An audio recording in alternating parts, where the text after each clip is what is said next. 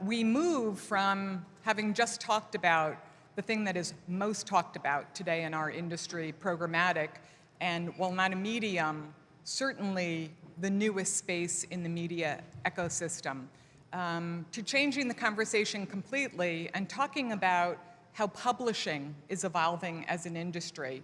So the next panel is going to have a discussion about how you bridge the divide between native advertising and editorial. Delighted to announce and introduce our moderator today, Matt Bean. Matt is Senior VP Editorial of Innovation at Time Inc. He leads a group that is charged with extending Time Inc.'s content by combining new approaches to technology, to editorial, and to advertising. Joining Matt to do the panel today, we have Chris Hercik. Chris is VP of Time Inc.'s Native Studios, and Chris has a second full-time job at Time Inc. Chris also serves as creative director for the Sports Illustrated Group.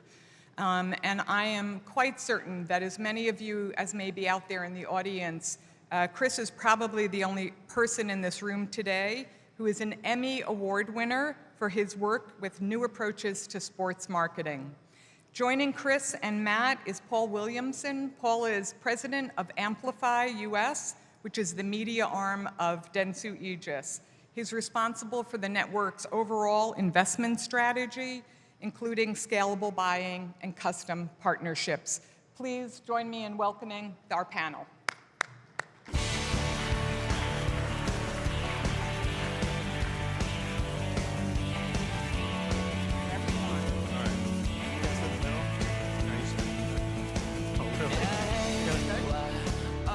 Can everybody hear me?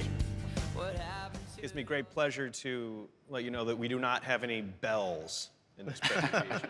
We're not going to be dinging you guys if you go on at length.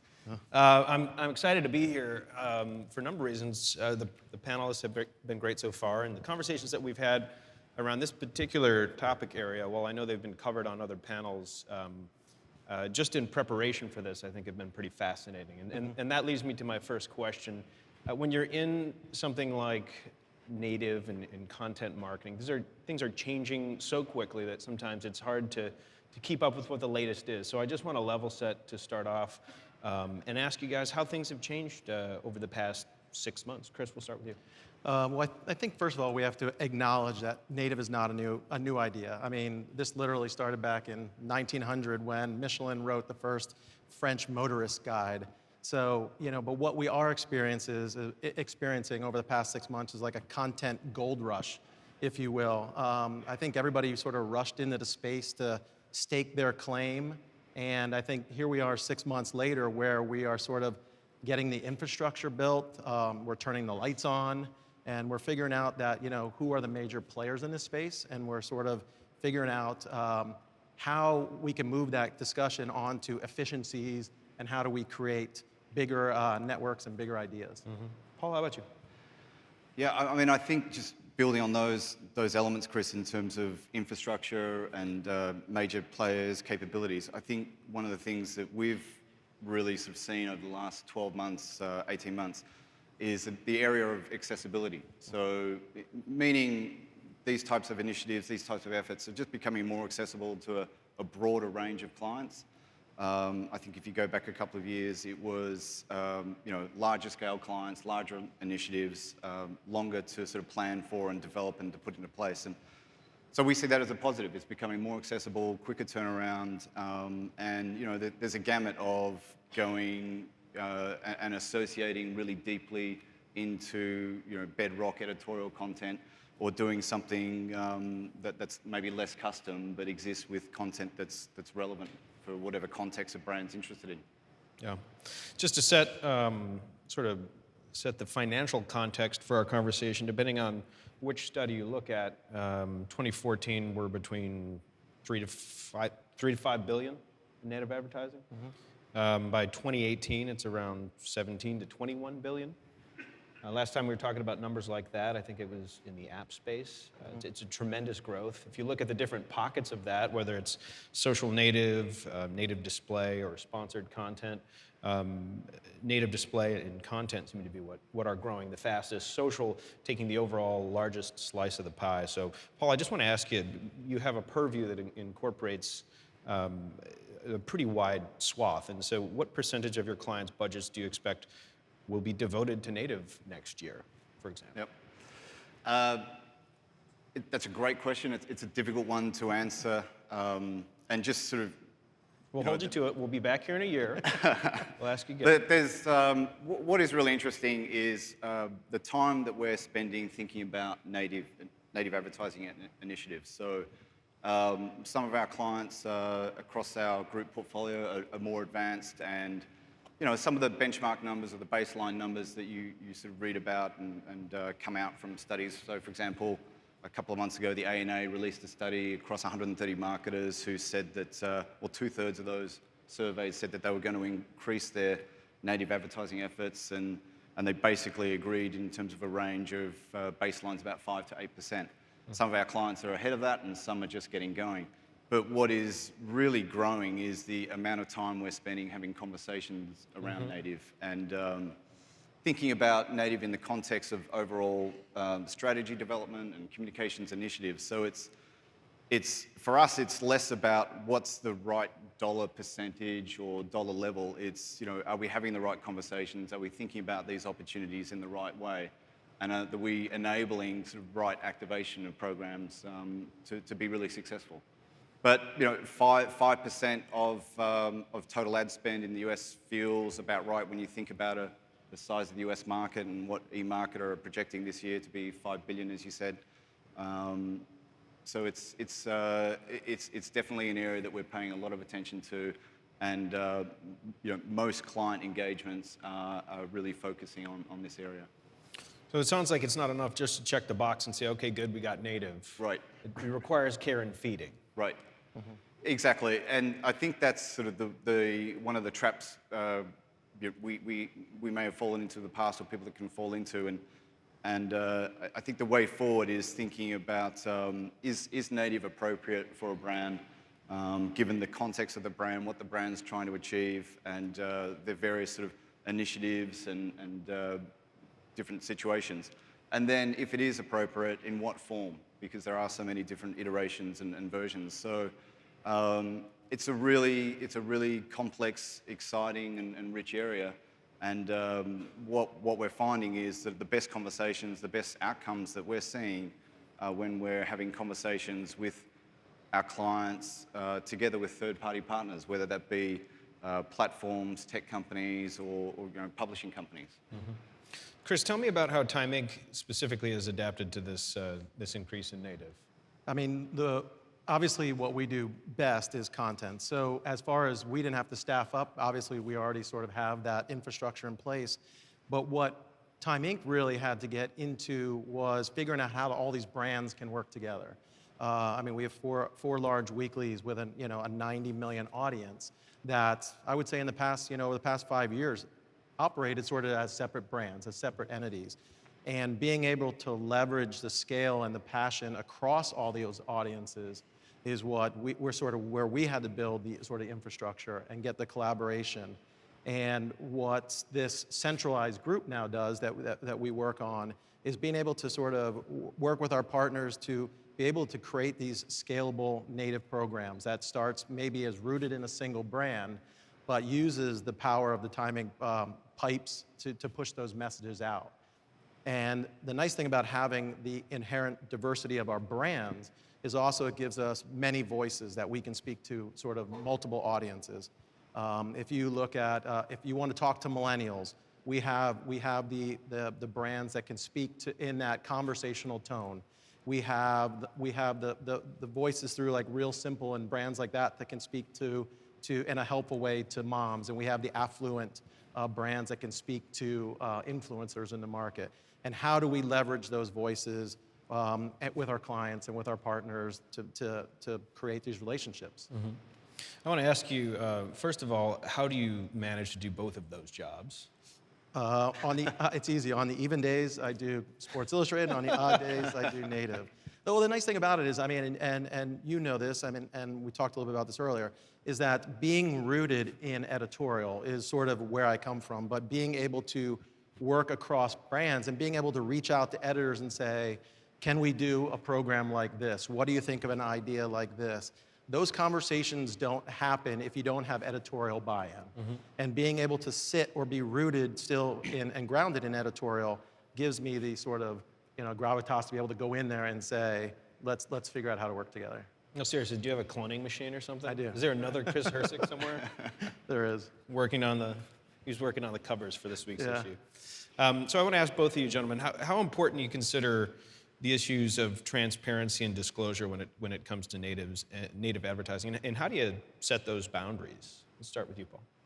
I mean, I think it's fundamental. I think it's really important to be transparent in terms of the nature of these programs and to clearly enable consumers to be aware of, you know, what it is that they're consuming, and, you know, not the least of which you want some kind of return for the advertiser, and you want some kind of association that that advertiser is involved in that content.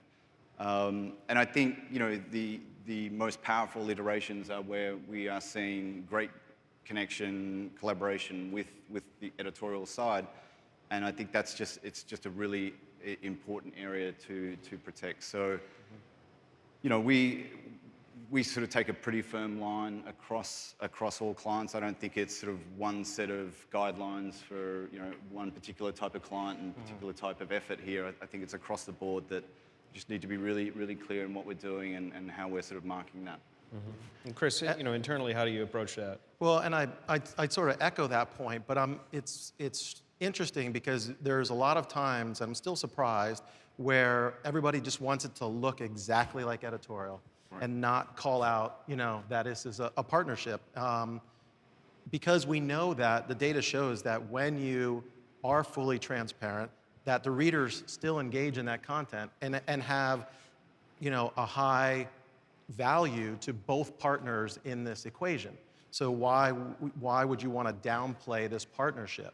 And at Time Inc., the very first thing that was echoed by Norm Pearlstein was the fact that this has to be fully transparent and fully labeled as such. And I think, you know, as long as it adds added value and to the reader, why wouldn't we call it out? Because it's in their best interest. Yeah, man, I don't understand why you wouldn't want to label it. If the content is good and it's engaging. Well, you hit it right on the head. I mean, it really has to be not to be ashamed and of. authentic content. Yeah. I mean, we should not want to sort of step away from that.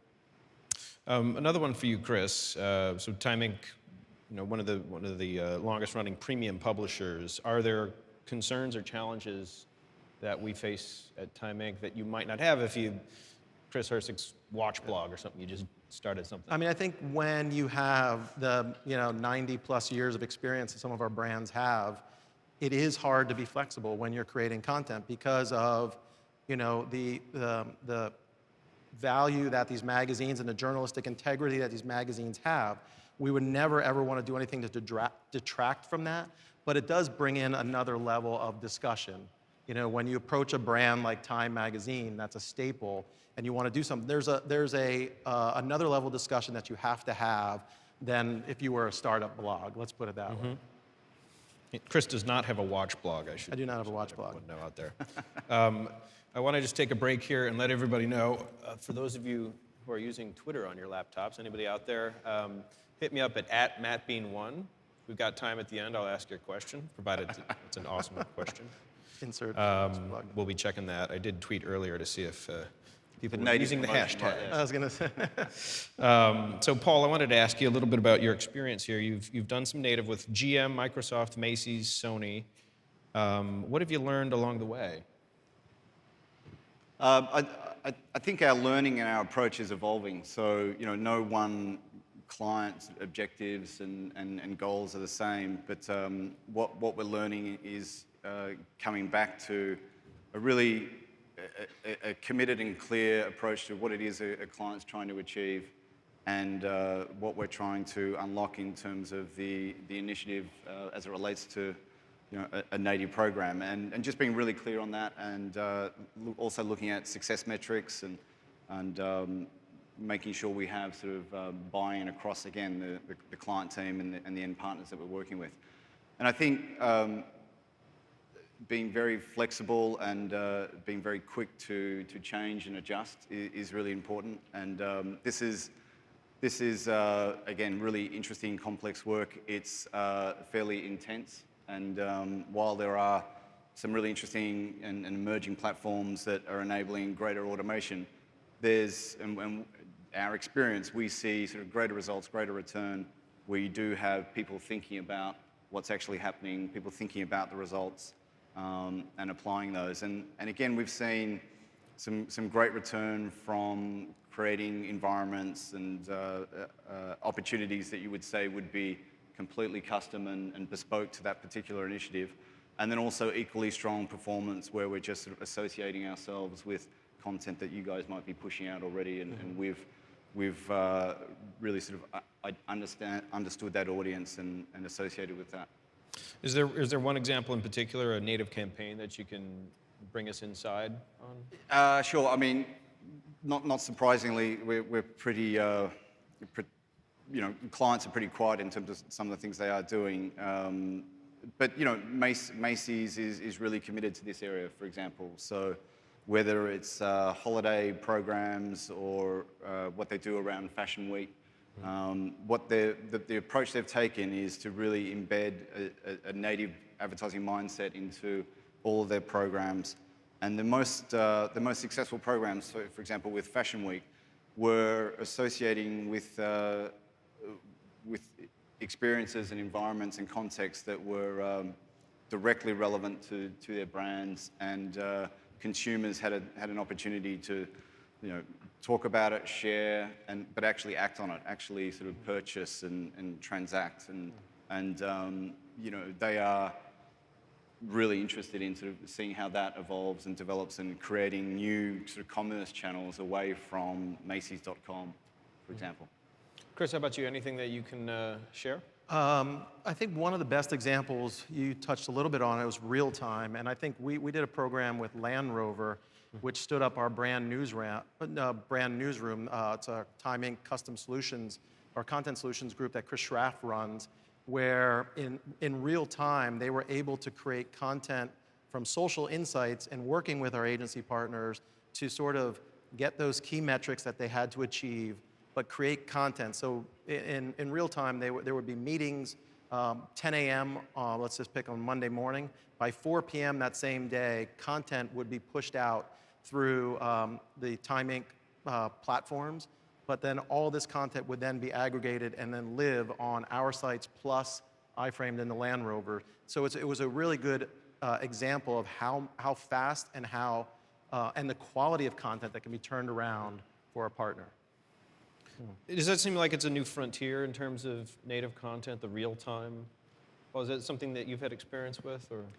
Yeah, or near time. Yeah, I mean, absolutely. I think being able to respond quickly, being able to serve messaging that's relevant, whether in a certain context, a certain moment, certain cultural event, or response to something emerging, is again, we've seen sort of positive lift in efforts that are aligned and orientated that way.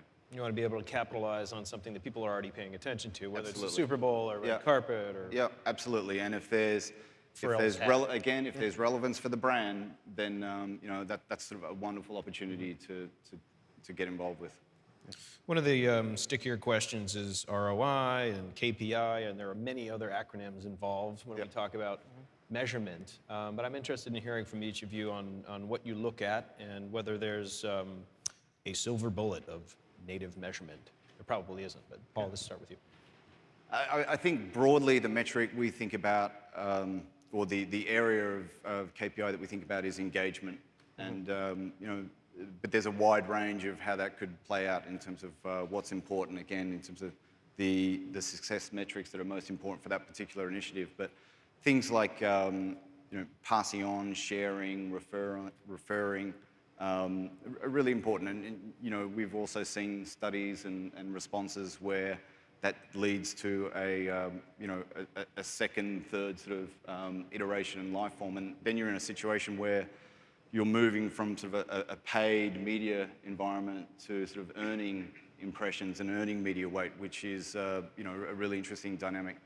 But then more classic sort of things like also metrics within native ad units, like rollover or click-throughs, things like that. So it really depends, and we spend a lot of time up front really getting focused around what are we trying to achieve, how are we going to measure that, and orientating, you know, how we move forward against that. And I'm sure it depends on what the client's looking to achieve as well. Absolutely, yeah. I mean, you know, those conversations, absolutely, client teams are at the table, and that's a joint effort in terms of what are we trying to get out of these initiatives, and you know, how quickly are we going to be able to respond and you know, take advantage of positive situations, and then also address you know, what we might consider underperformance. Yeah. So there's been some concern among agencies that it's possible for clients to work directly with publishers on native campaigns. Paul, what's your take on this, and what is the value proposition that, you know, agencies can provide specific to native? I mean, I just think that's a classic sort of concern in terms of a fear of client and media partner, publisher, direct relationships. And we just come at it from a different position, which is we are really hungry. We love to collaborate with partners and clients, and whether that's a media partner or a tech partner. And our whole orientation is, you know, collectively, how can we develop programs and initiatives that are improved from what we might do in silos. And I think we've been brought into dialogues and situations that have taken off without us being involved, and we've been brought in to help clean those up or help sort of improve them. I think what we've seen is we can just provide a lot of context for both clients and media partners in terms of consumer understanding, brand situation, competitive context, you know, platform opportunities, and we just, you know, get to a better place when we're working more collaboratively, and you know, we're really energized about it. It's again, it's hard, it's time consuming, it's bringing different people together who might have, you know, there might be areas of sort of tension or conflict of agendas, but I think we've seen, and we tend to, we've seen success, we celebrate that success, and then we share and we try to move forward with partners in new ways. Is this at all symptomatic of or indicative of this recent trend toward consolidation with agencies looking to work with fewer media partners? Or does it benefit you perhaps to be able to go deeper with fewer? Yeah, I mean, I think going back to the time issue, I think working with, you know, more deeply with fewer partners allows us to spend time in appropriate ways and allows us to focus with those partners that can align and support different initiatives. And I think that's sort of you know, illustrated in what you're seeing you know, across the landscape in the US and not just in the US, around the world, in terms of the growth of the larger partners and how some of the smaller tier partners are struggling. But you know, it's always interesting to see what's emerging and be aware of new platforms. You know, and something that we're really conscious of is deep partnerships have to deliver success and outcomes that are, you know, hitting KPIs that clients are expecting, that we're expecting, and the partners are expecting. And we want to see a positive uplift in the brand value, business value across the board. So it's not just a great return for a client campaign. It's how did that play out for that particular media partner, and was there a value creation situation for them, and then for ourselves as well. Like, were we involved in something that created a breakthrough initiative for a client, and created a happier client sort of situation, and you know, a more robust and stronger relationship for us. Mm-hmm. Chris, how do you handle that at time if you're seeking a deeper partnership with an agency? What do you do? Well, I mean, collaboration, I think, is key, and I think if there's anything that we can do to sort of remove the RFP process, I'm sort of all in favor of. It's hard to sort of glean or come up with an amazing idea in that 24, 48, 72-hour time period that everybody gives us. So I think having more of a collaborative effort, I mean, when you're working to create a creative campaign, you're spending 6 months with a client, and you're getting all those insights. And I think those insights, if we had that same sort of insights and metrics, I think we could help along the way with that, with those idea generation and the content part of it. And I think that's sort of what leads to, you know, this new initiative that Time Inc. is sort of taking on, and what we're going to be rolling out to sort of all of the major holding companies. But we're going to be launching it with the Dentsu Aegis network. I can never say that right, sorry. With Dentsu first, to create what we're calling content boot camps. And that's literally where Paul and his team are going to be coming sort of inside the walls of Time Inc. so that we can have these real-time discussions where we can sit down with people from data, from the brands, through digital, through video, to be able to sort of roll up our sleeves and get back to sort of ideating and brainstorming around certain clients.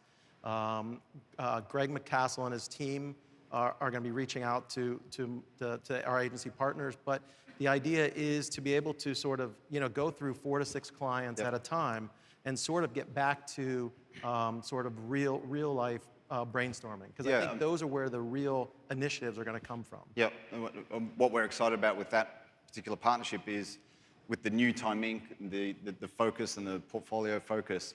And it's, you know, certainly there are native advertising elements there, but it's way beyond that. So we look at that as it's a significant partnership for us in the publishing area, and it's forcing us and directing us to look at beyond just purchase of pages and web impressions. Like, what are the assets within Time Inc. that we could be leveraging and working with and bringing to clients in really new and interesting ways that we haven't before. Yeah.